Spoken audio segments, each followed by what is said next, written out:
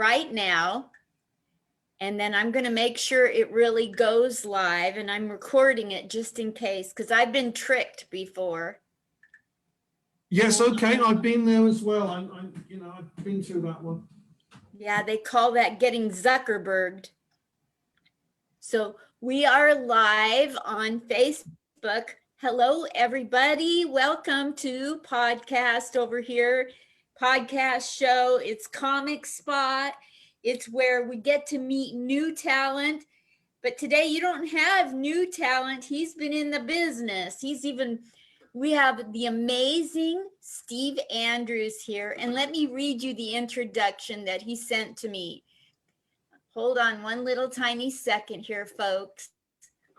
So he's in Portugal and he's dying for you all to get to know him. He says, my intro is as follows. Steve Andrews, the Bard of Ely, is a Welsh icon. I can't wait to hear about that.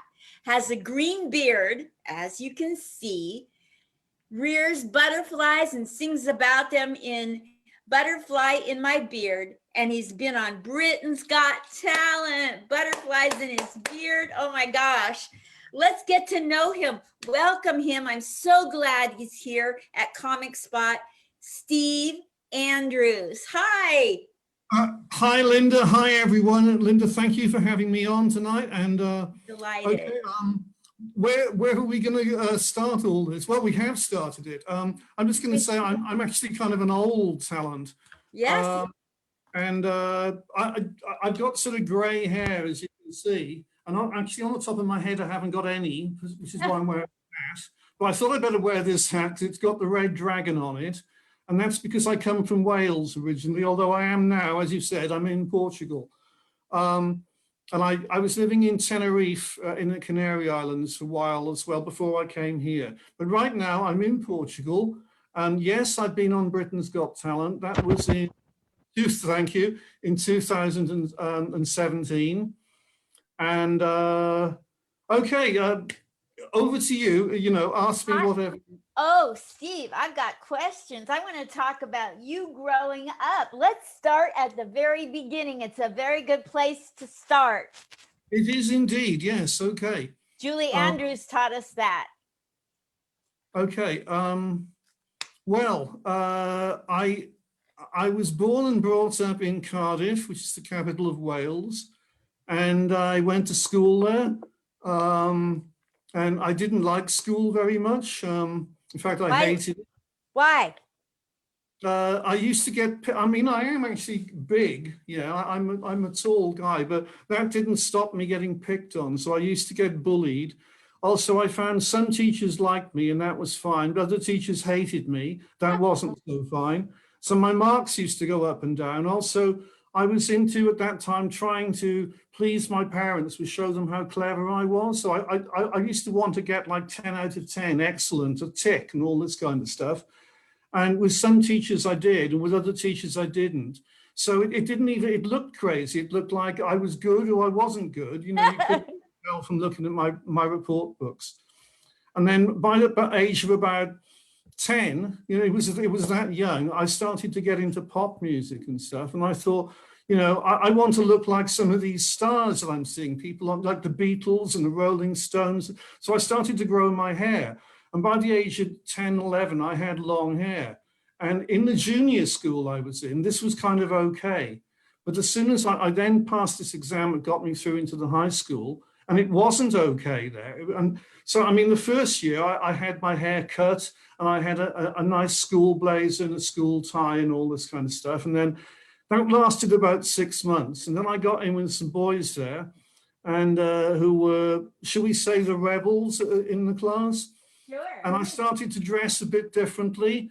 And eventually, by, when was it, 1967, I heard the Flower Power music and the Let's Go to San Fran and all this stuff. And I thought, yeah, this is what I'm into. So I'm going to start growing my hair. And I grew my hair long. And by the age of 16, I had long hair and I had a little moustache, a little bit of a beard coming here. And the headmaster couldn't cope with this at all. So I used to get sent home from school because you weren't allowed to have like long hair in school. And what used to happen was some of us boys who used to get sent out to school, we used to put our hair back like this in the collars of our shirts. And if you were lucky, if the headmaster came prowling around the classroom, you know, he would let it pass. He'd have a look at you, and if he couldn't see your hair out like this, he'd let it go, and you were right. But some days he'd come around and he'd get a ruler or something, he'd yank your hair out, and he'd say, "Get to the front of the class, boy. What do you think you look like? Right, get out of the school and don't come back until you got your hair cut." So that used to happen, and there was one teacher that actually was a science teacher, biology, and I was very good at biology. I had like top grade in biology. And this teacher used to, if he saw the headmaster coming, you know, down the corridor or anything, he used to say, "Steve, get in the cupboard." And I used to hide in the cupboard in the biology master's room. And so he was a teacher that liked me best. So it was all crazy. I remember actually one day, the headmaster told me to get out of the school because my hair was long. And then I was going out the one entrance, and out, there were two gates to come in the school, right? And the deputy headmaster was outside the school the way I was leaving. And he said, "Boy, where do you think you're going?" I said, I'm leaving school, sir." He said, "You can't do that." I said, "I can. The headmaster just told me to get out." "I'm not having that. You get back in the school." So I went back in the school, and the headmaster was in the corridor, and he said, "I thought I just told you to bloody get out of the school. Now get out, and all this." So I couldn't win. So what I had to do then was I had to go around the side of the building. I went out the other entrance, and I escaped from the school. But, you know, I mean, that's how crazy it was. So I can remember that. And also, there was like protests. Sorry? The school couldn't make up their mind if you would get good grades or bad grades, or stay in or get out. That's right. No, that they couldn't. And also, I got involved in my first sort of demonstration protest around the age of 16. There were boys getting sent home from high schools in Cardiff, and there was a group called Cardiff Union of Secondary Schools, which I joined. I think I joined it mainly because I fancied some of the girls in this group. As you do, you know, you were young, you know, and so, but I was also kind of motivated by the protest thing because I was becoming like a young hippie, and you know, I was counterculture. I wanted to change the world, all this stuff, you know, and I thought this was the right thing to do. So I was in a demonstration, and we held up these placards, and I think one said, "Cut hair, no, cut, what was it? Cut rules, not hair, at such and such a high school," and all. We had all this stuff, and it got in the newspapers. Wow. And that was my first demonstration. And the funny thing is that there's a journalist who I'm still in touch with, who's part of the Welsh media in the Cardiff area.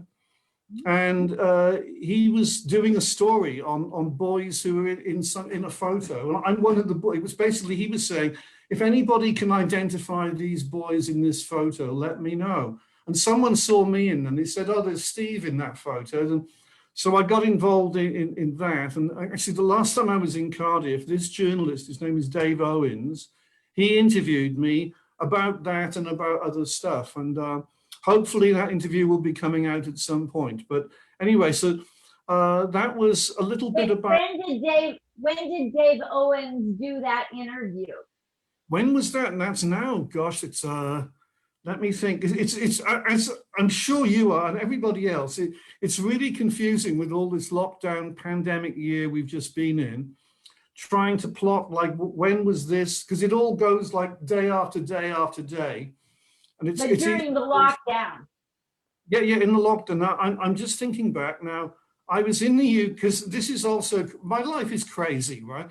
I've been going back and forth between Portugal and the UK for the last few years. Part of the reason on that was I had a very elderly father who died in, very sadly, he passed away in 1918. And so I was going back, and he was 98. So, you know, he lived a good old age, but I was going back to look after him some of the time. And that was actually, what year? What year did he die? 1918 in March. 1918? No, yeah, 1918. Yeah, is that what did I say? Yeah, 1918, 1918, in He March. died before you were born? what on earth am I saying? No. Not 1918. That's crazy. 1981, Two, maybe? 2 years ago. Where are we now? Okay, Yeah, 2 years ago. 2020. 2000. Got it. Yeah, 2018. yeah. Got it. So anyway, Telling you, we're all crazy lately. it's the effects of the lockdowns, I'm sure. Anyway, Yes. I was back in Wales then, and I was taking it in turns with my sister, because my sister was looking after my dad some of the time, and then she'd have a break, and then I'd go over. And then that was how I got involved in Britain's Got Talent, because what happened was I was staying at my dad's, and there was an advert in the papers about Britain's Got Talent were auditioning in a place called Merthyr Tydfil, and that's in the Welsh Valleys. And I thought, okay, because people have been saying to me for years, Steve, you ought to be in one of these sort of reality talent contest things. And I used to think, no, it's not really for me. But then I thought, well, look, I'm here. They're auditioning in Merthyr Tydfil. Why not? I'll give it a go. So I went up to Merthyr Tydfil. I took my guitar. I had this green beard. I had a purple velvet jacket, which I haven't got on right now, but I have got. And I thought there were going to be huge queues of people there. There weren't huge queues of people there. It was just an empty shop with a couple of people outside, a guy on the door, and people inside. Anyway, I waited my turn, which wasn't very long because the two people had to go in before me. Then they called me in, and I met the auditioning team. The first thing the girl of the auditioners said was she liked the jacket. So I said, oh, thank you very much. She said, I like the beard as well. I said, oh, thank you for that as well. And then I said, oh, no, they said rather, why are you here? I said, because I've been looking for my big break. I'm a singer, a songwriter, an author, all sorts of stuff I do, yeah. But I've never really found that big break. And so I'm thinking that maybe Britain's Got Talent can be the answer. And I said, I don't know how long you guys are going to give me, but I asked on my Facebook site as to whether people thought I should do my own material or whether I should do cover songs. Ooh. And it was 50-50 with people saying, no, Steve, you've got to, show them your real talent, do your own material. Other people were saying, no, you've got to do cover songs. That's what they'll expect. So I told them that, and they said, why don't you do one of each? I said, oh, thank you so much. That's so I did Let's Twist again. Oh. And they liked that one. And then I did a song of mine called Kingfisher, and they liked that one. So I thought, okay, this is looking good. They like what I've done so far. So I said, look, is there any chance at all I can just do one more song? Would that be okay? They said, yes, yeah, why not? You go for it. So I said, okay, well, I'm going to finish off now with another cover song. I'm going to do Stand By Me. And I said, like, when I do Stand By Me, I ask people to come and physically stand by me. This was, of course, before the lockdowns and all the social distance. So they said, yeah, that's great. So they left the camera roll, and the girl came down. She was this side, and the guy on this side. And I'm doing the song, and they're jigging about and singing the song with me, and they loved it. So we finished the song, and they said, oh, thank you. And that was great. I said, I'm glad you've enjoyed it. They said, we can't tell you right now whether you're through or anything, but if you don't hear from us by, February, this was, I think, October or November. I said, then you haven't made it. Then they gave me a piece of paper to sign, and that was it. And I went, and I thought, okay, well, that looked pretty positive. I think I impressed them. And I went back to my dad's, and then in about 10 days, okay, I got a phone call. And they said they wanted to congratulate me. I'm through to the next stage. And then what happened then, right, the next stage was a kind of a repetition, but on a much bigger scale. they told me I had to go to Birmingham, which is a city in the Midlands in the UK. And this was going to be before the producers of the series. And they gave me a day and a time. And I said, okay, thank you so much. And that was actually really useful, because when I got there, this was like a big venue, big posters outside Britain's Got Talent and all this, queues of people to go in, staff with Britain's Got Talent armbands and all. And I thought, okay, this is a completely different operation to the Merthyr Tydfil audition. So having a time and they were expecting me, that was great. So I said I said, I'm Steve Andrews. So, okay, fine, you go through. And I went up the stairs, and then I had to wait about 10 minutes. And then I got to see the next auditioning team. And it was, as I say, it was a kind of repetition. I said who I was. I said, I'm looking for my big break. I said, can I do 2? Yes, you can do. I did another 2 songs. I think I did Let's Twist Again, and I did another song of mine, which is called Ever Yours, which is a love song. And the woman who was auditioning me, she was making notes. So I thought, well, that looks good. Looks like she's writing something down. Maybe that's impressed her. Good. And then they said to me, we've seen you do Let's Twist Again. We've got footage of that. So if you'd want to do that one again, okay. So I did not Let's Twist Again, Stand By Me, right? I did that. They came and joined me. They left the camera roll again. They got the footage of all that. And then that was it. And then they said, that was all great. We'll be letting you know. And if you could hang about outside, we might want to film you or take some photos. So I thought, okay, so thank you. I waiting outside. And then in about 10 minutes, somebody came up and they said they'd like to take some photos of me, and could I come with them? Like, yeah, sure. So we went outside the building. And then there was a guy there, and I didn't recognize him. This guy, I'd met him on Tenerife several years before all this, right? And when I met him, but this guy's name is Jason, and in Tenerife, he won a talent contest for Boy George impersonations, and he had like the dreadlocks and the makeup and the hat and all this stuff.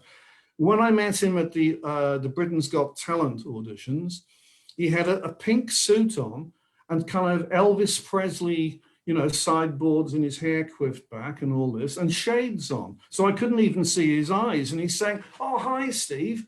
Like, do I know you? Oh, Jason, yeah. So obviously, it was amazing to meet him there. But it was also like, it occurred to me that they were picking people who were looking particularly colorful, for these photos, because I had purple jacket, green beard. I think I had my green hair and all this. And Jason had this pink suit on, Elvis look, shades. There was another guy with Britain's Got Talent suit on. He had like, red, white and blue Union Jack waistcoat and suit jacket. And we were the people they wanted to take the photos of. So they took all that, and then they said, okay, they let me know, and I left.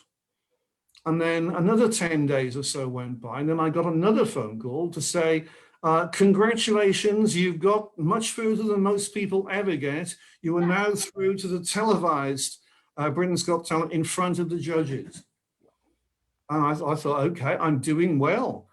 And then what happened then is they gave me a woman who was sort of in charge of my case, and she's emailing me and she's telephoning me and asking me a load of questions. And so basically she was preparing me to go on and letting me know all about it.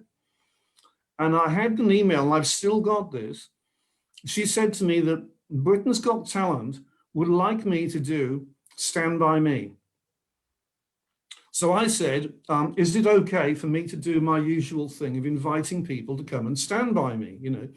She said, yes. And in fact, we are going to brief the audience to let them know this is what you're going to be doing. And for them, it's okay to join you. So I thought, oh, this is fantastic. Britain's Got Talent are making it really easy for me. They're on my side. Wonderful, Yes. And then the months went by, and anyways, we got to the day. I had to go up to Birmingham. I was booked into a hotel there for the night. The morning came, I had to go to the venue. And they did tell you in advance, be prepared for a long day. And it was a long day, a very long day.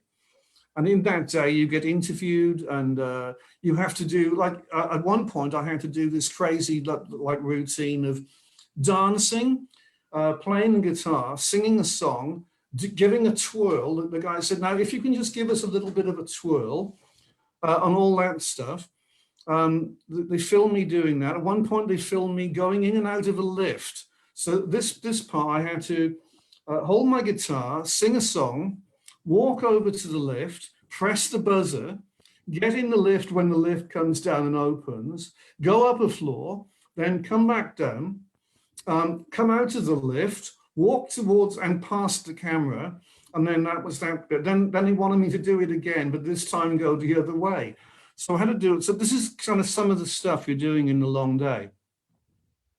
Anyway, finally, I get to, shortly before I'm going to go on the main stage. Yeah. And there's all these people, like the stagehands and everything, all knew what I was going to do. And they're saying things like, make sure you invite them to come up on the right-hand side of the stage. And so I thought, okay, they all know about this. This is going to be amazing. And there was Ant and Dec at the side of the stage, and they're sort of shaking my hand and saying, oh, good luck there, Stephen. So I'm thinking, this is going to be amazing, amazing, right? But I had one major problem, which most people don't know anything about, but I'm going to share with you now. At that point in time, I had a cataract in one of my eyes, which I was waiting for an operation on. Okay? And so I could only see clearly with the other eye.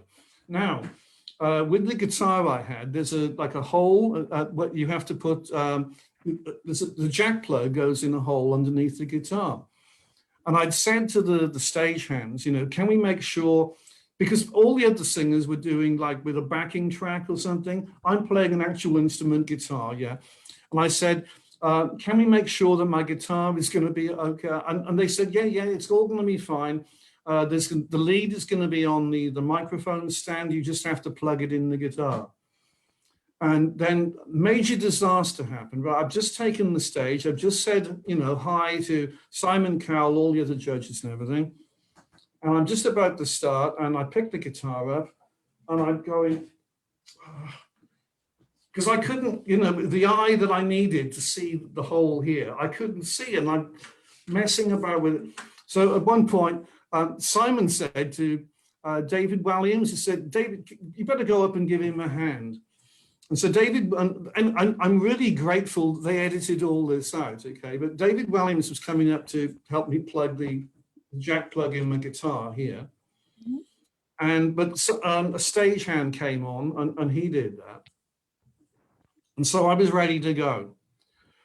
But I was a little, sort of, not in as good a condition as I could be, if you know what I mean. We're thinking, well, I've just completely embarrassed myself here with that, yeah. But I'll get on with it anyway. The show must go on is my kind of motto with all these things.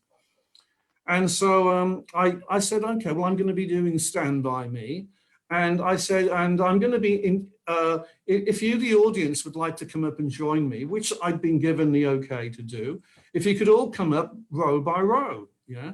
Simon Cowell is looking like, my God, what's going on here? And then he said something like, can we just get on with the song then? So yeah, okay. So anyway, I started getting on with the song.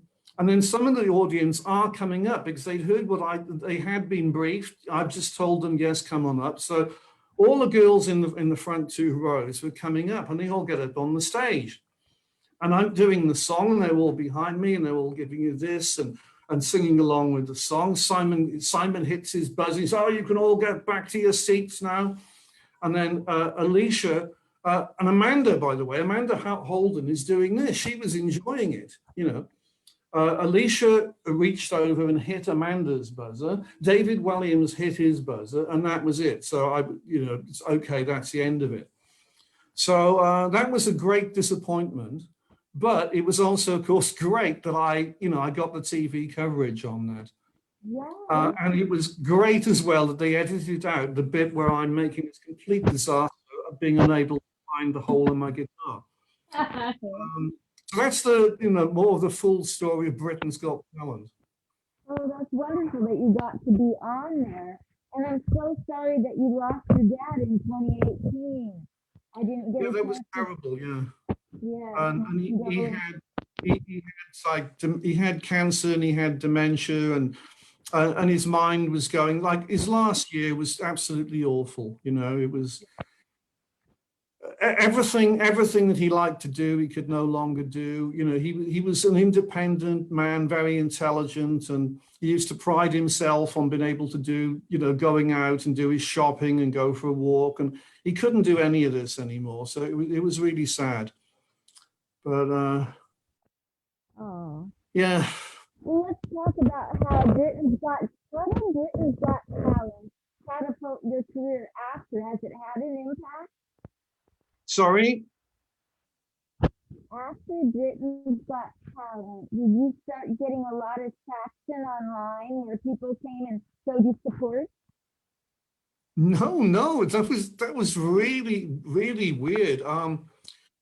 Because I have like a green beard and I'm pretty colorful, I'm actually used to um, people stopping me in the street and saying, you know, can they take a photo, or can I be in a photo with them, or can they make a little video of them, and all this kind of stuff. And normally, yeah, of course, you know. But after been on Britain's Got Talent, I thought, okay, the next time I go to the UK, I'm going to be bombarded by people. Everywhere I go, I'm going to get people saying, oh, we saw you on Britain's Got Talent. Oh, we thought Simon Cowell was really into all this kind of stuff.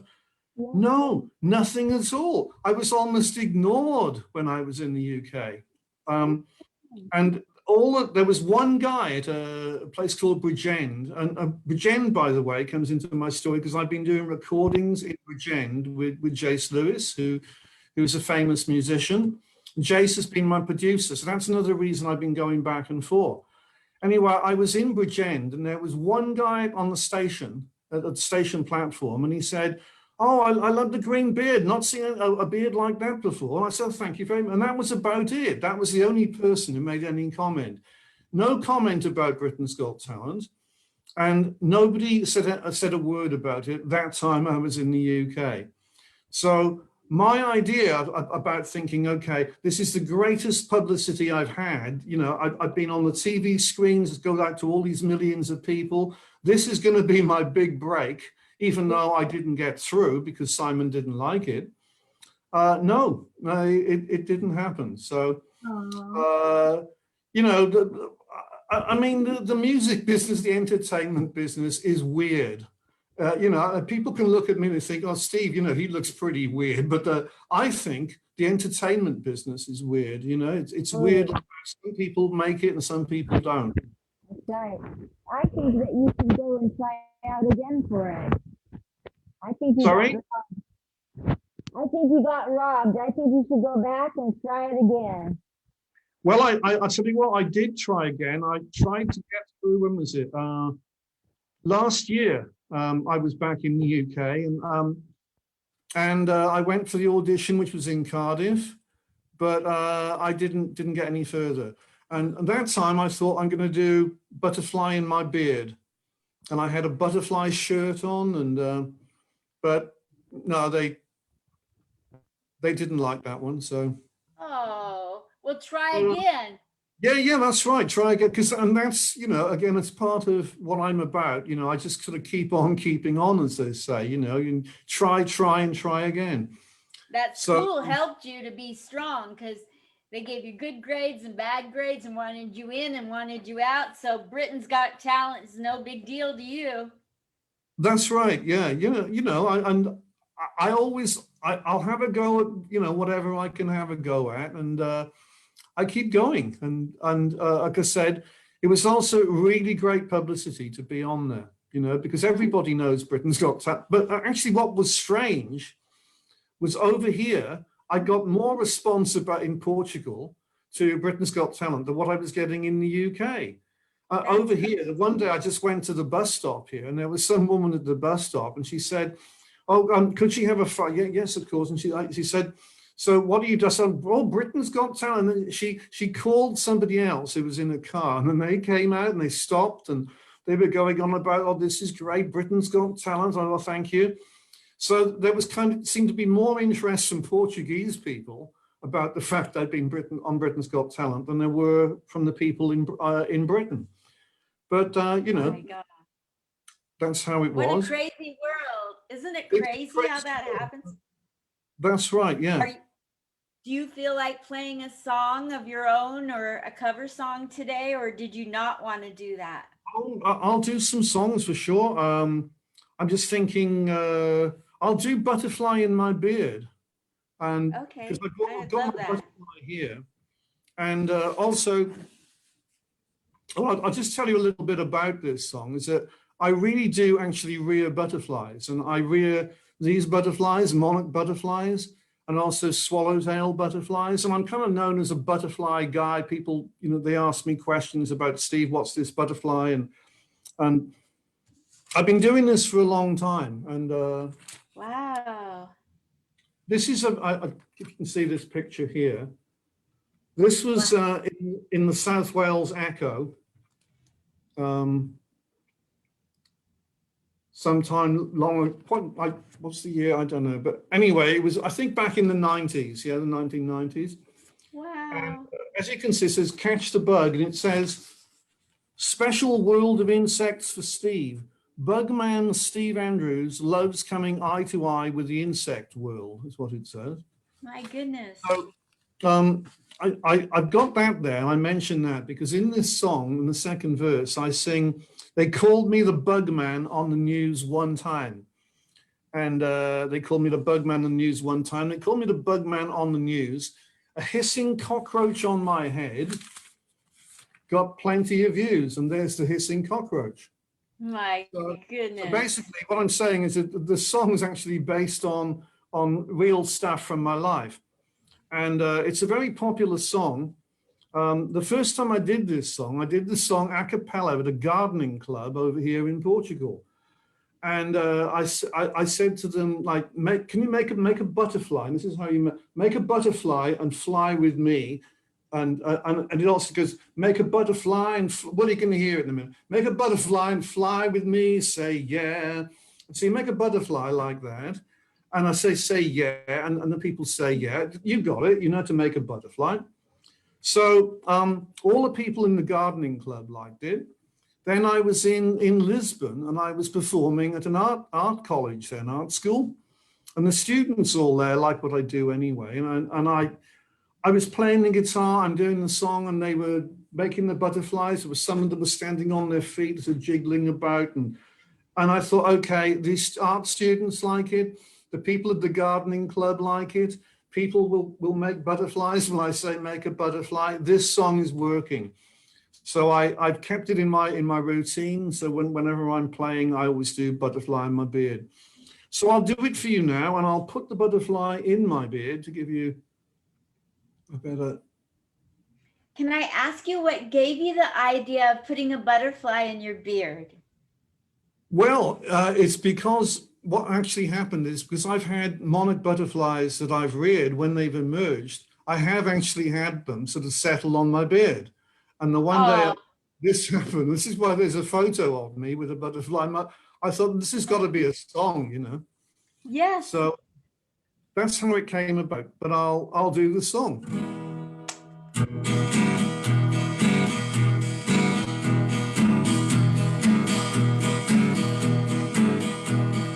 I had a butterfly in my beard, oh yeah. I had a butterfly in my beard, oh yeah. I had a butterfly in my beard, it looked pretty strange, it looked pretty weird. I had a butterfly in my beard, oh yeah.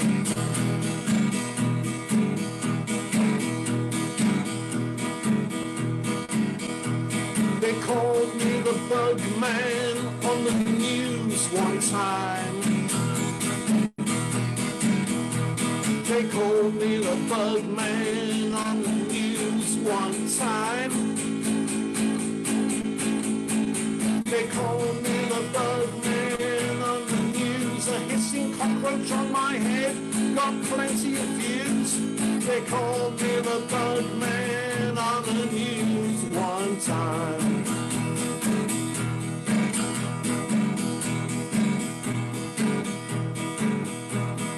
Make a butterfly and fly with me, say yeah. That's right, make a butterfly. Make a butterfly and fly with me, say yeah, and say yeah, yeah. Make a butterfly and fly with me. Go anywhere and be really free. Make a butterfly and fly with me, say yeah. Yeah. Okay, well, you know how to make a butterfly, and you know how to fly with me, so we're going to do the last verse one more time, and we're going to speed it up a little bit. So, make a butterfly and fly with me, say yeah. Yeah, oh, make a butterfly and fly with me, say yeah. A butterfly and fly with me. Go anywhere and be really free. Make a butterfly and fly with me. Say yeah. Yeah. Woo! Yeah. Thank you. That's great. You are really good. Butterfly in my beard. I love the story behind it, and it's so cool that you rear butterflies. Yes, thank you. And I like to tell people who are interested. Basically, I think that everybody can help butterflies if you've got a garden, or even if you haven't got a garden. If you've got like somewhere you can grow plants. If you grow the right plants for the butterflies, it'll help. A main problem the butterflies have got is that they haven't got the food plants that the caterpillars eat.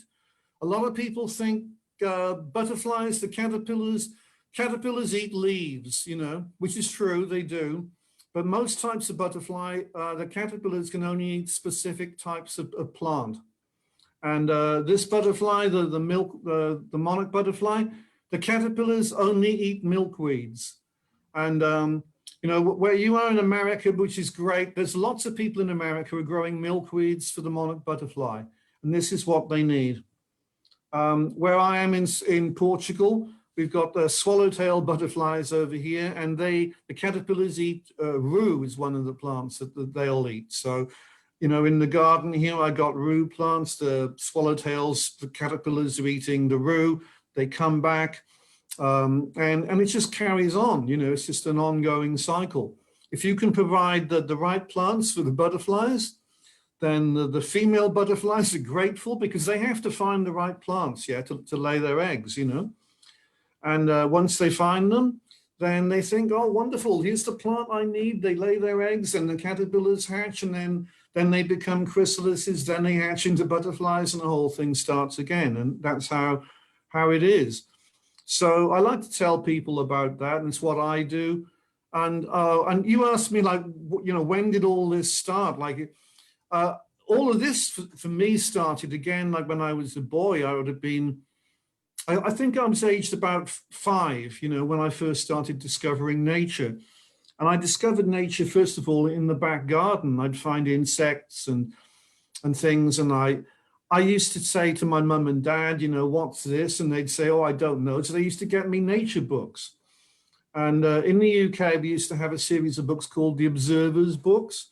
So I used to have all those. And my dad used to take us out in the car, and we used to go out, in the countryside, and I'd be discovering things. I'd be discovering wildflowers and insects and butterflies and lizards and newts and frogs and all these things. And they all became part of my world. So I told you, like, I hated school. So basically, when I came home from school, I would sort of devote a lot of my time, apart from doing my homework and maybe watching some TV. I had like a menagerie of creatures I had to look after. So I had caterpillars, I had frogs, I had toads, I had lizards, I had slowworms, which are a type of lizard, but they got no legs. live in the UK. I had tropical fish. I had stick insects. And I had like a lot of these small creatures, and they were my world. And so I had to like clean out their tanks and get them their food and everything. And that was how I started to learn about, how to look after, various different animals. And amongst the animals I said were caterpillars. And I was in touch with Worldwide Butterflies. It's a big company in the UK, and they're still going. So, I would have been about 7, 8 maybe when I first started getting stuff from them. And I used to get stick insects, and I got silk moths from them, and they still sell all this stuff. And so that gave me like an insight into looking after exotic insects, which I was also doing as a boy. So basically, I've just sort of carried this on, So I'm doing the same kind of stuff now in my 60s as I was doing when I was a boy, and that's how I am. I don't change that much, I mean, okay, so maybe great. my hair falls out on the top of my head, and it's basically like my hair goes grey, and my joke with that is I say, people as they're getting older, they go grey. I actually go green. Yeah, and also I'll just explain a little bit about that, if I may. So the Yes. green beard started because I was in the Green Man Festival. I don't know if you've heard of that, but No. in the UK we've had a festival, the Green Man Festival. It's been held in Wales, and it started off quite small. It's a big festival now. They have a lot of really well-known acts headlining there. But the first 2 years, which was, when was it? 2003, 2004, I was one of the performers, and I was also an MC.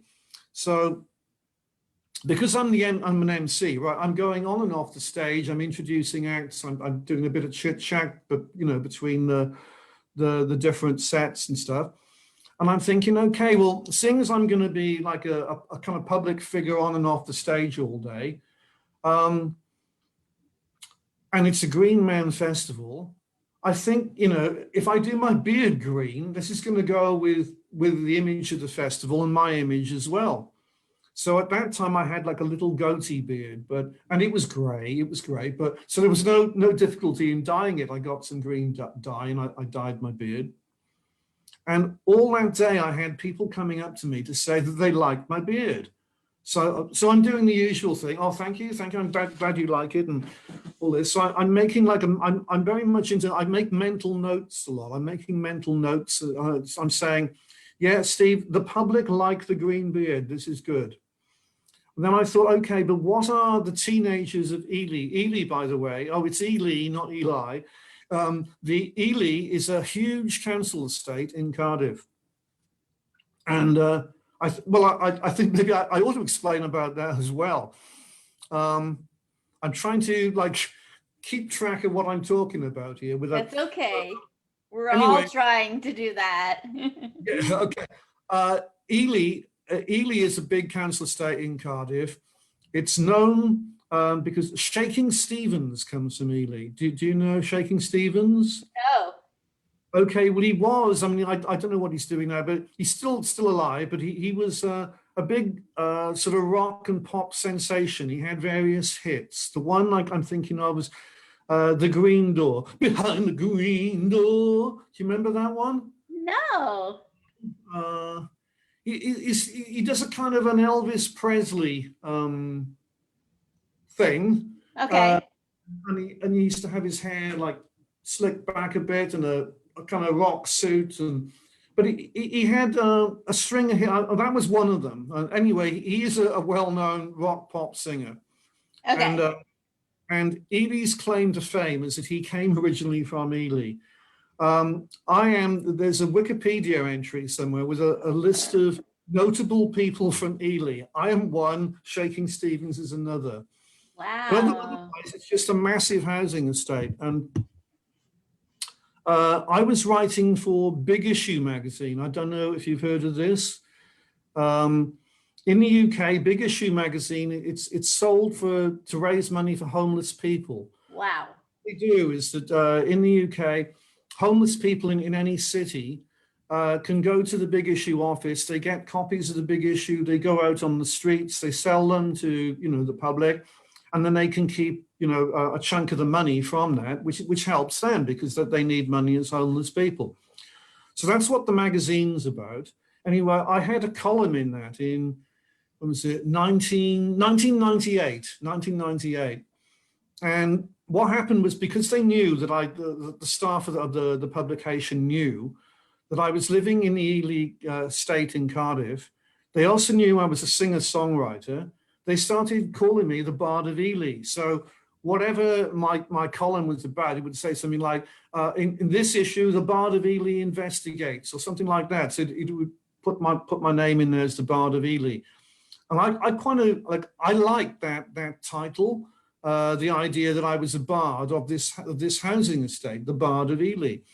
So I started to get known as that, and that's how all of that started, the Bard of Ely. Wow. What is a bard? A bard is actually, well, the most famous bard of all was William Shakespeare. William Shakespeare was the Bard of Avon. And a bard is someone who writes plays and poems and songs, and a minstrel. It is someone, a writer of songs and poetry and lyrical work, and performance, is a bard. So basically like a troubadour would be a bard, or a minstrel would be a bard. And my gosh, you are famous.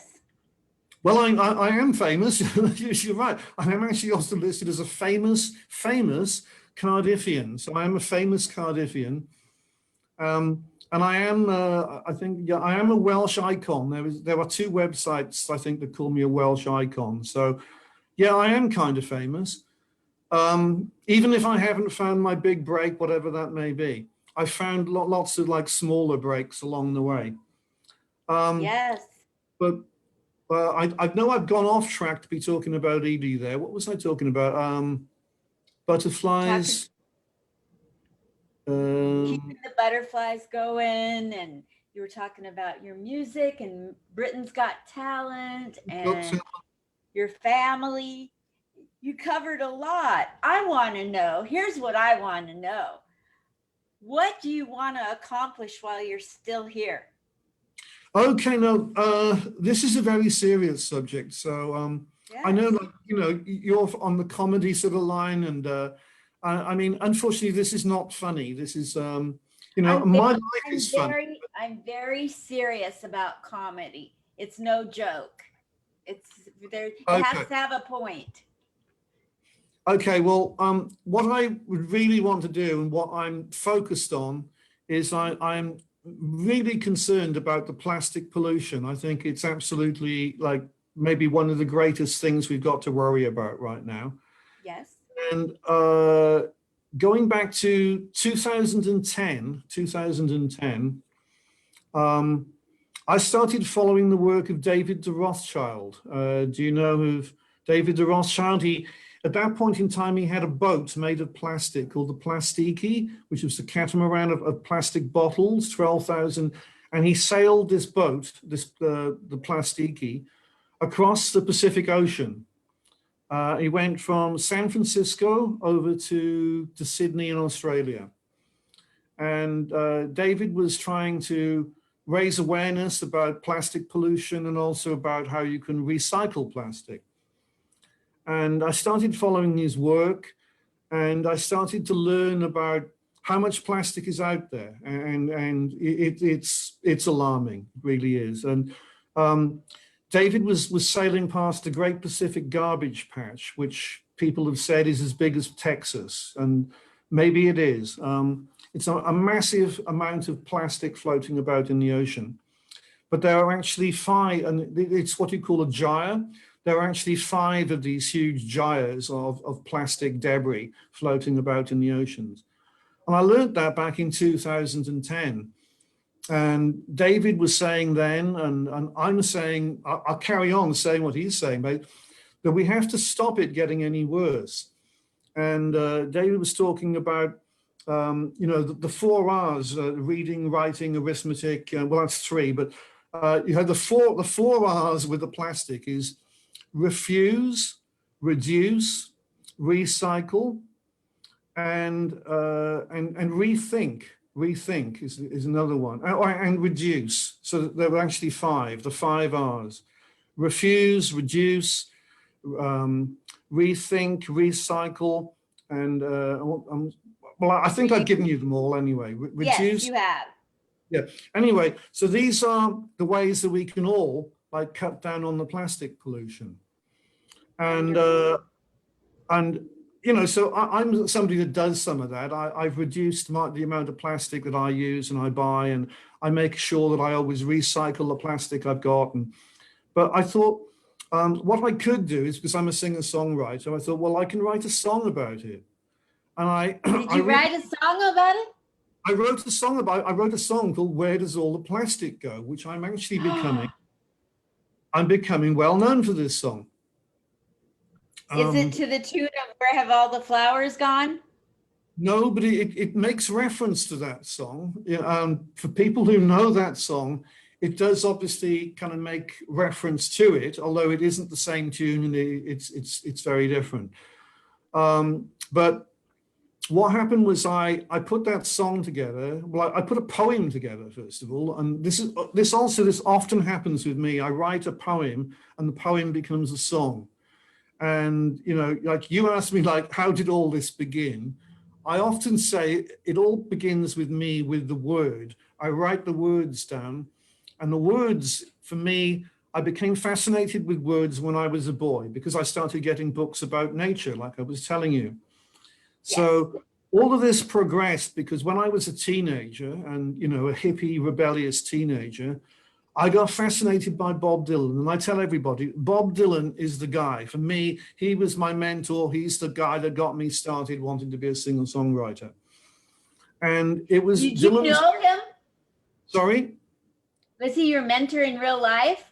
No, not in real life. I've never met Bob, but I've seen Bob play. I've seen Bob play the Isle of Wight when I was a teenager. I saw Bob last year in Hyde Park with Neil Young, and Wow. you know, to make that sort of pilgrimage from Portugal to London to see Bob and Neil, because I couldn't miss that. So, what do I mean by mentor was that he was my inspiration. You know, and what it was like the words of the Bob Dylan songs that everybody knows, you know, the times they are changing and hard rain's gonna fall. And these songs, they really spoke to me as a teenager. And they still do. And so this song, you know, Where Does All the Plastic Go, is in that kind of line. It's a protest song. It's about something which is important. Yes. So I put that song together, and I also came up with an idea. And the idea is what I'm really pushing. In fact, and thank you for having me on right now, because I'm putting this idea out there to the world, is that my idea is for ocean aid concerts. Like everybody will have heard of the Band-Aid concert. I'm sure you've heard Band-Aid we had. For you know, to raise funds for starving people in Ethiopia. Bob Geldof was involved and lots of people in that one. Then we had the Live Aid concerts. And now, so I'm saying we want the Ocean Aid concert, because the oceans are what we should all be thinking about. Because the oceans are filling up with plastic. And I think most people actually know about that now, which is good, but the plastic still continues to go in the oceans every day. So we need to do something about the plastic, but there's also all these other problems. There's overfishing of the oceans, coral bleaching, you know, in Australia, dead zones you've got, you know, off the coasts of America. Whales are dying, not just from the plastic, but other things. They got military testing of the oceans, nuclear waste being dumped in the oceans, climate change actually causing, you know, other problems in the oceans, acidification of all these problems in the oceans. And I'm thinking as well, like people talk about Mother Earth. Well, we could be talking about Mother Ocean, because, you know, scientists say that life started in the oceans. You know, the first life forms were in the water, and then they started to come on land. So everything came from the oceans. So oceans, it really is the mother.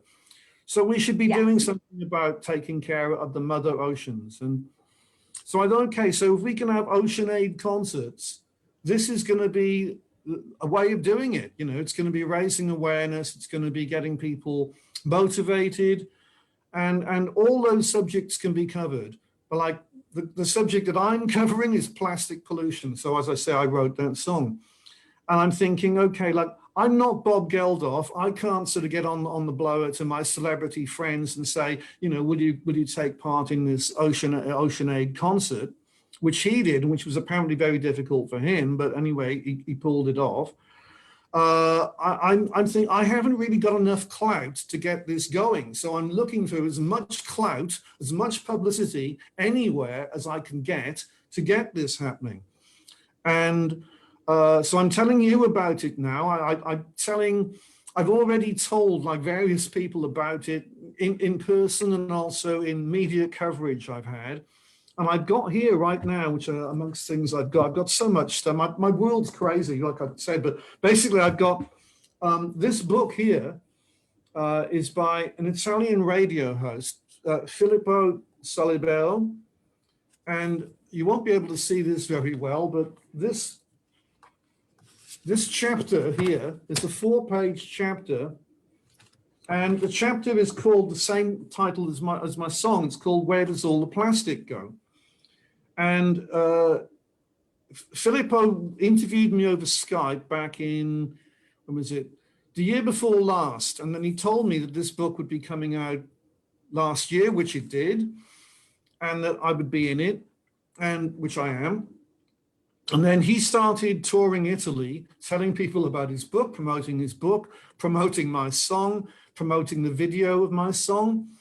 And he was going to invite me over to Italy to take part in some events over there. And I said, yes, please give me a show. I'd love to come up.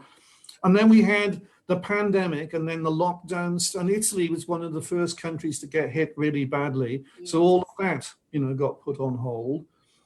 But one thing that I'm leading to here is that he asked me on Skype, I told him on Skype about my Ocean Aid idea. And he said, Steve, would you mind if I tell my media contacts in Italy about your idea and maybe we get Ocean Aid going in Italy? I said, no, I don't mind. You do that, please. You know, I don't care where Ocean Aid starts. I just want to see Ocean Aid starting. And this year, actually not this year, last year, because I'm back in last year. Well, I'm in the new year now. I'm thinking, because we've got the pandemic and people cannot perform on actual stages right now, and people like me and loads of other people, well-known acts and not so well-known, are performing like live streaming and online virtual shows, and we're using now Zoom and all this. Yeah, I'm thinking, well, basically, people could be doing Ocean Aid concerts online. And I'm thinking, because it's a world problem, right? The more people doing online concerts for Ocean Aid, the better. And the more countries, the better. We want this to be like all around the world. And something which happened fairly recently was, because I'm on Instagram, right? There's Wyndham Harbour Rotary Club on Instagram. They found me. And we were talking, and then they invited me to submit a feature for their magazine, which I'm now in. Their magazine is called The Wave. Okay, so I'm in The Wave talking about all this that I'm talking to you about. I'm talking about my plastic song and about Ocean Aid, and then since then I've been to some of the online Rotary Club meetings, and I'm going to be a guest speaker in February for the Wyndham Harbour Rotary Club, which is in Australia. Thank you, which is fine because Australia is part of the world and we're all part of the world. And I want all this to be happening like worldwide. And so if you like, so you ask me like, what do I really want to do? Like, I really want to get Ocean Aid concerts happening worldwide. I don't care about money, so I'm not looking for money. I would like money to be coming in to fund organizations like Greenpeace and Sea Shepherd and any of these big organizations which are already out there doing what they can for the oceans. That's fine. But for me personally, it's not a money-making thing. It's just I want to see it happening, And if I could perform my song in any of these concerts, that would be great as well. People have said to me, Steve, we want to see that song go viral. I've said, yeah, I'd love to see that song go viral.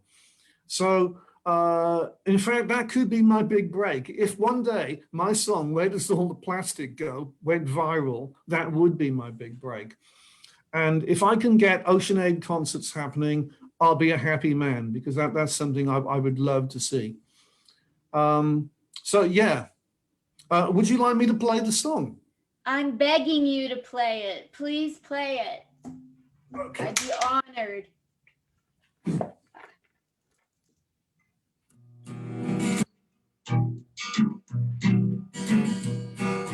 Plastic plants, what about real plants? A sort of fake ones at the store.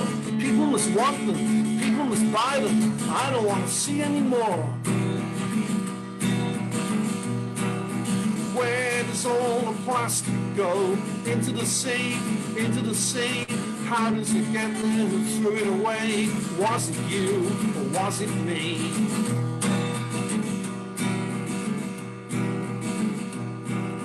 It's not hunting that'll kill the last whale. Plastic will do it, it's a very sad tale. And all the albatrosses are dying out too. We keep on fishing in the oceans. Plastic stew.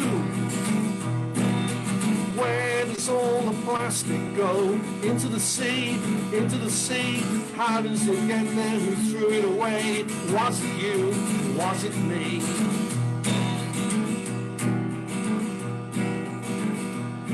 The plastic bag I bought, it very quickly broke. If it ever gets burned, there'll be poisonous smoke. Where does all the plastic go? Into the sea, into the sea. How does it get there? Who threw it away? Was it you or was it me?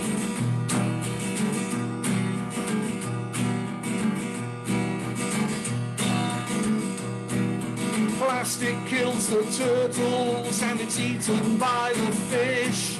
Plastic's in the food chain and the dinner on your dish. Where does all the plastic go? Into the sea, into the sea. How does it get there? Who threw it away? Was it you? Was it me? Was it you? Was it me? Was it you? Was it me? Oh my gosh. Well, thank you. Thank you. Oh my gosh, that's beautiful. And it has a real meaning. Yes, it does. And so like everybody that hears that song, they like it. I haven't had anybody say, that's rubbish, Steve, we don't like that. It's a song basically that cuts through because nobody can argue with it. And But all ages, from the minute they know English, up until they're 990 years old, like Methuselah. Yeah. And back to that, I've studied about an art college in Lisbon. Again, I've played that song to the students there, and I've had them, clapping along with it and singing along with it, and so and they're teenagers mostly, and I also think that it's absolutely wonderful that we've got teenagers, young people all over the world protesting about the climate crisis and about all these other problems we're facing. So, what I was thinking is that all these children are at home turning on their computers and their devices. And that song, I would love to have that song play when people turn on their computers.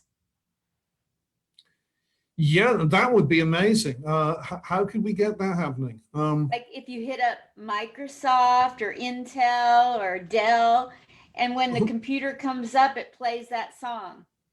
That would be fantastic. One of those companies should care about the plastic problem.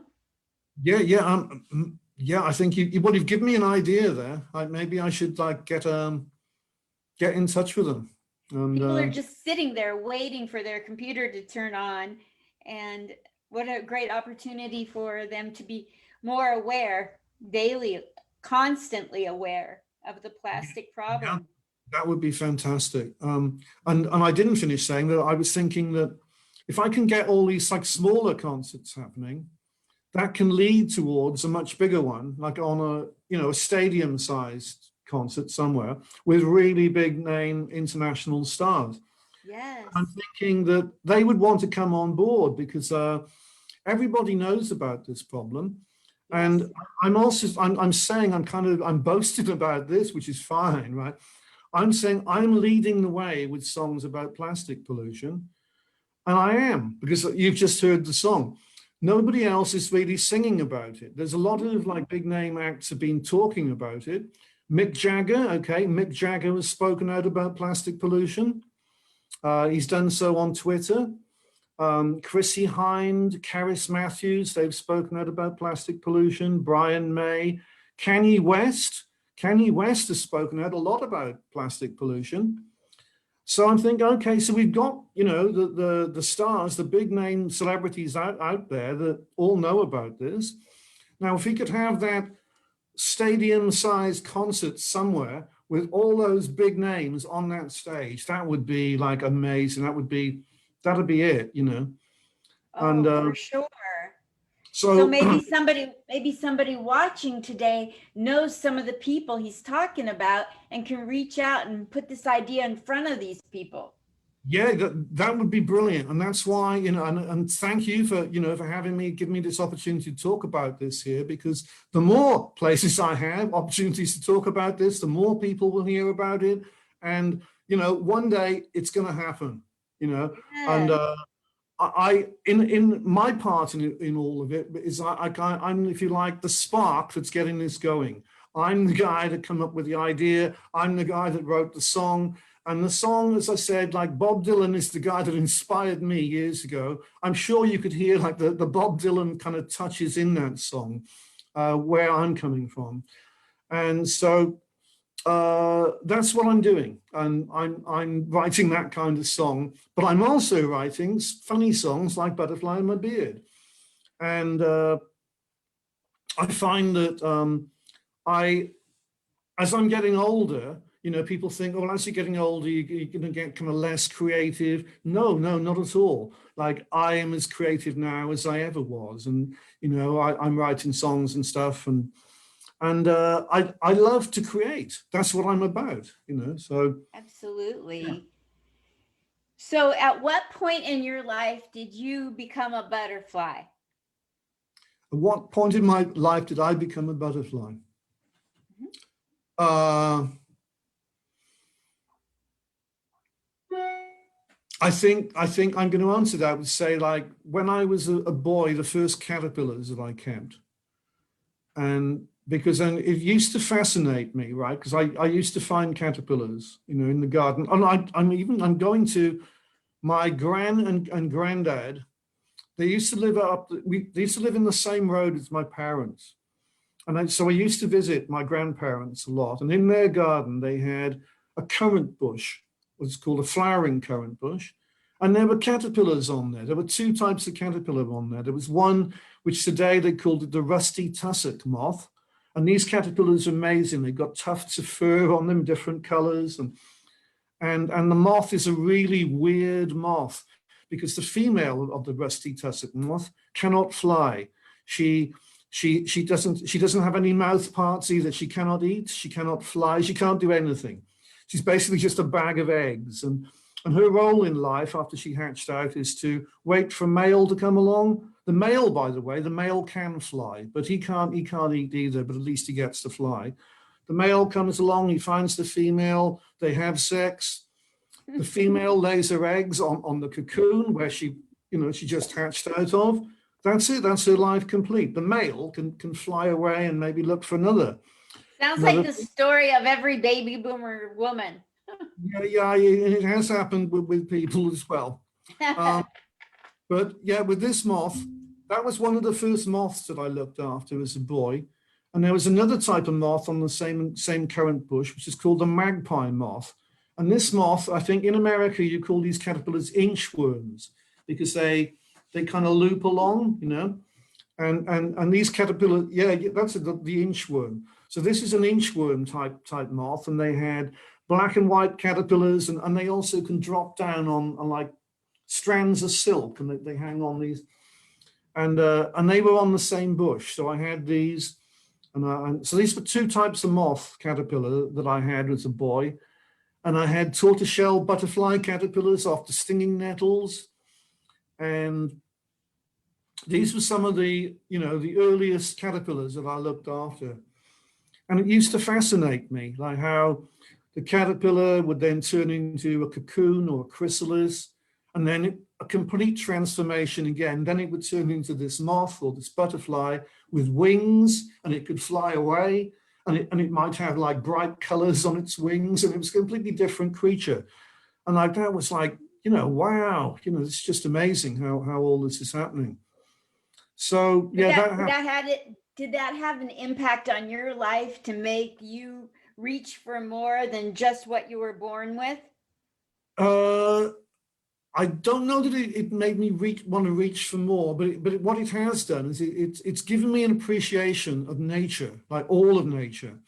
And so what I say to people is that I regard myself as actually really lucky. I've actually had some hard times in my life. I've been exceedingly poor, like money-wise and everything, but I've always had nature there, you know. And nature for me is like, I can go anywhere in the world and I can find nature. I can find stuff that's going to fascinate me. And I find, like, you know, I told you earlier, like I've lived in Tenerife. And when I first went there, nature was one of the things that fascinated me. I saw dragon trees, and I was with my friend Priscilla. She's a musician, she's an artist. And I said, Pris, what is that? Because it was this huge tree, you know, with big spiky leaves, the dragon tree. I don't know if you've ever seen one. And and she said, Steve, we call it Drago. It's a dragon tree. I thought, that's amazing, you know.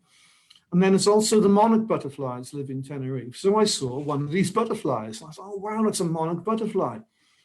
And there were lizards all over the place in Tenerife. And like, it took me back to my childhood, because I told you, like, my gran and granddad, they used to live in the same street.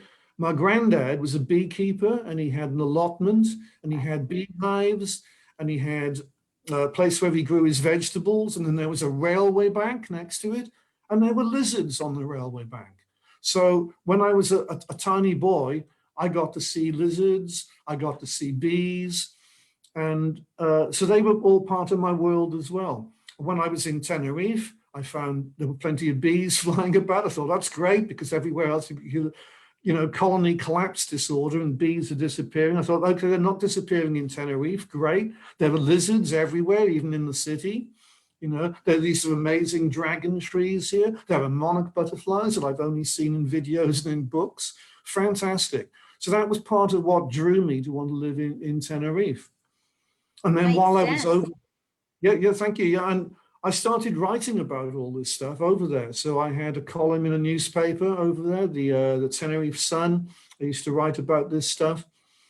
And that was all part of my journey, if you like, you know, when I was there, about finding out about a lot of plants and animals that I didn't know, because they were ones that live in the Canary Islands. You know, maybe some of them are similar to what's in the UK, but some of them are completely different, like the dragon tree. And so that was all fascinating for me. And then now I moved over here in, was it 2015, Portugal, and there's a whole load of new stuff over here. So there's lots of things I do know and things I don't know. And I can always find something to learn about, something that I can, when I find, it's like, wow, look at that, it's just amazing. So the excitement that I had when I was a little boy has never really left me, because I can always, there's always that absolute fascination, absolute, wow, look at this, you know. For me, everywhere in the world, you could take me, like, as I said, like Australia, you could take me to Australia. You can take me over to where you are. You can take me to America. You can take me to Canada. You can take me to Africa. You can take me anywhere at all. And I'm going to go, oh gosh, look at that. That's incredible. Because I'm going to see the plants and the trees and the butterflies and the reptiles and all the things that are there, and the birds, all the things that are there. And that's a big part of my life, you know. Nature is fascinating, and it helps you recreate yourself throughout your whole life. Yes, that's right. It does. And it recreates itself. Yeah. And But you know what? You know what doesn't recreate itself is plastic. Plastic. Got it. That's the one. And it doesn't help recreate nature. No, it destroys nature and it doesn't recreate itself. And it's something that humans have made. And all the other animals all make stuff that can be recycled and recreates itself. We are the only animal that makes something that cannot be, you know, cannot recreate itself. And even the recycling is a problem, you know. So we make something that actually does harm. We do. We've made stuff that does harm, and also like nuclear stuff does harm. We've made nuclear stuff, and that does harm. And so we are the only animal that makes stuff that harms other life forms. You know, we are it, and it harms us as well. You know, so crazy. Yes, indeed. The next time you go on Britain's Got Talent, I want you to tell me, and I hope that you do this song and the butterflies in your beard. I would love to do butterflies in my beard. I would love to do the plastic song. And actually, getting back to when I auditioned last year, I told them all about the plastic song. I asked them, no, they didn't want to hear the plastic song. So that they got me to do the butterfly song and they didn't want that. So, but that was them. That was that auditioning team last year, you know.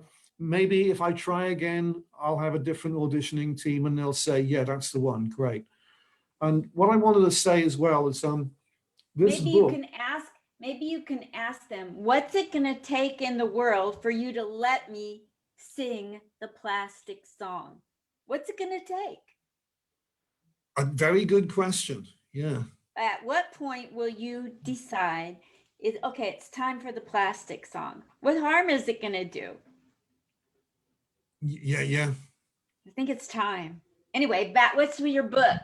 Yeah, I was gonna say, like, this is a book, and you know that I know brute force, you know, Stephen Friedland, and he's actually got a copy of my book. Okay. And I'm so glad the two of you know each other. When I'm talking to you, I think of him, and when I'm talking to him, I think of you.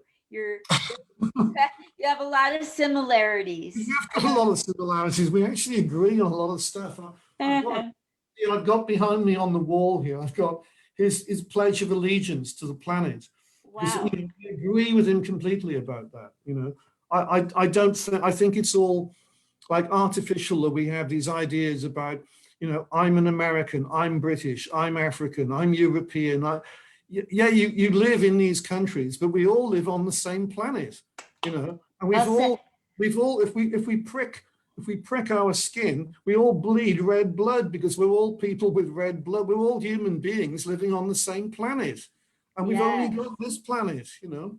Oh my gosh. So, what's the book about?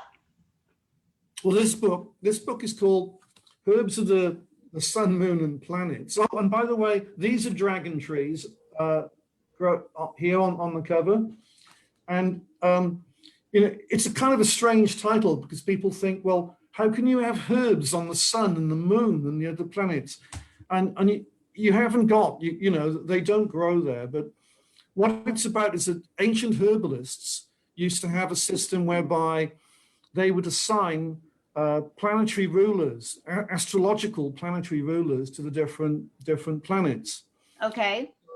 For example, the god Mars for the Romans was a god of war. So characteristics of Mars was something hostile, something aggressive, something like a sword or a lance, or something spiky with something to do, blood, something red was to do with the god Mars, the god of war. So this is the dragon tree. The dragon tree has got spiky leaves. If you cut it, if you cut the trunk, it actually bleeds a red sap they call dragon's blood. And so this is actually one of the herbs of Mars, the dragon tree. And these herbalists, they would go through all the herbs that they knew, and they would put them under the different planetary rulers. Another one would be the moon. For example, the water lily is a herb of the moon. Why is it a herb of the moon? Because its leaves are like round like that, like a full moon. And also it grows in water. And water is to do with the moon because the moons rule the tides. So that was another characteristic. The sunflower, I'm sure you guessed it, the sunflower is ruled by the sun. Why? Because it looks like a sun. You know, it's got the solar, the round disc, it's got the yellow petals radiating out all around it. And and it's yellow. And like, you know, people want to think of the sun, you draw a sun, it's yellow, it's golden. And so these are how all that came about, that ancient herbalists used to assign the different herbs under the different planets. So that's what the book's about. Wonderful. We've gone about an hour and 20 minutes. And so I have to pay by the minute to be on here. And I'll run out of minutes if I don't watch my time. So would you mind if we segue to stopping real shortly here? Is that okay with you? That's okay. Yeah.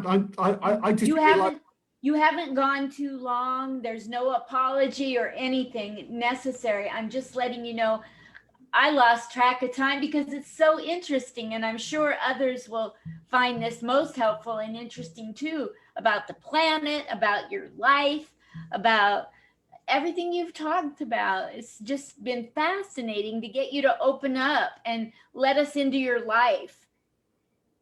Well, thank you so much, Linda. I've got, you know, it's only a little bit of my life, basically. I got so much, you know. I know, it's so hard to get anybody to really tell about their life because we have so much to share and so little time. Yes, it's true. I think everybody has got like a massive story that they could tell, you know. Yes. We've all got different stories.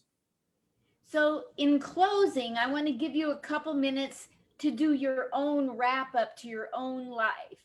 What would you like people, if they tune in at the end here, to know that you said in the beginning, or what do you want people to take away from this time? Well, I think the most important thing is that I was talking about was ocean aid. If you can help me get ocean aid happening, that is what I would love more than anything. Yes. And if we can all think about the oceans, you know, this is what I would like people to be thinking about, the oceans and about the planet, you know, and the same as brute, you know, as brute force. I'm thinking about the planet, and if we can all do whatever we can, you know, that's what's important. Do our part and encourage others to do their part. That's right. Yeah. And the more of us, the better. You know, that's what I think. And I suppose think about having a Live Aid type concert around the world, but for the ocean. So it's called Ocean Aid. That's his idea. That's right. Yeah. And it doesn't have to be just music. You know, you can have comedy, of course. You can have poetry. It's basically performance. You know. It's for people to come forward and perform and to focus in on the oceans. Wonderful.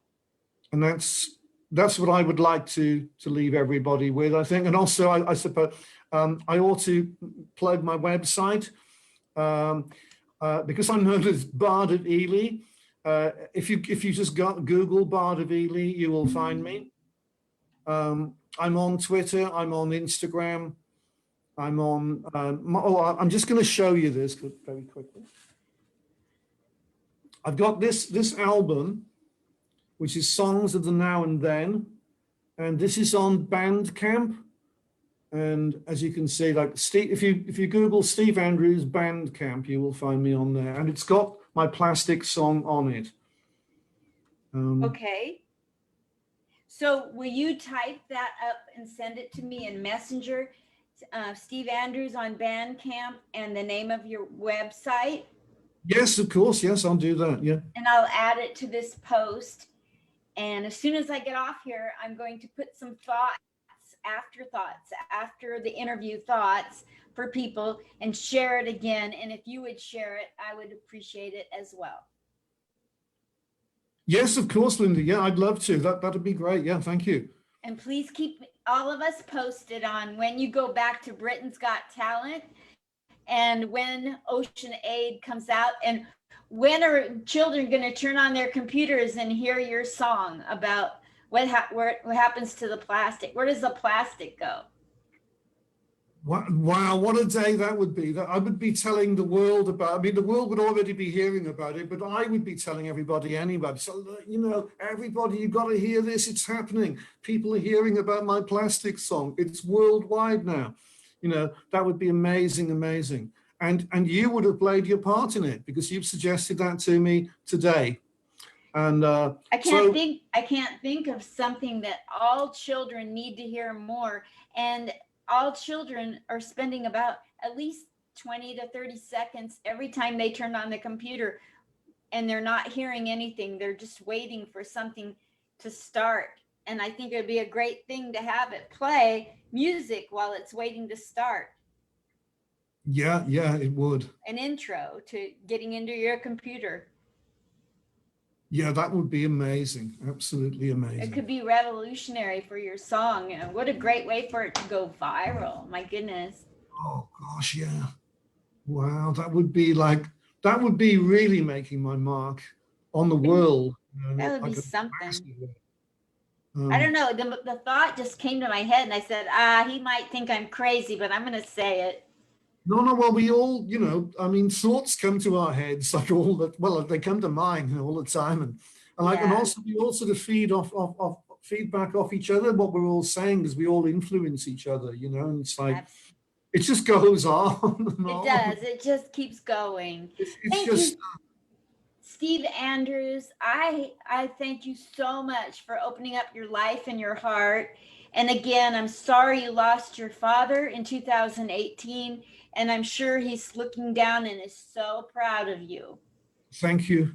Thank you. Yes, absolutely. I'm a delighted person that I got to know you today. And I'm sure everybody that's tuned in has felt a spark of energy come from you. At least a little spark. We need that right now. I am a spark. That's what I'm trying to do. I'm trying to be a spark in all of this, you know, And as I said, I'm just going to give a shout out again to Mr. Bob Dylan, because Bob was the guy that was the spark for me to want to write songs. Absolutely. Absolutely. If you know Bob Dylan, tell him to get a hold of Steve Andrews. Oh, that would be a dream come true. So if I could be in any way, it's like linked with Bob, like in the real world, you know, that would be amazing, you know, absolutely amazing. That would. Well, thank you again. I'm going to head off. And have to go. Okay. All right. Well, thank you again, Linda. Thank you. And I will get those links to you. Thank you. Okay. Bye.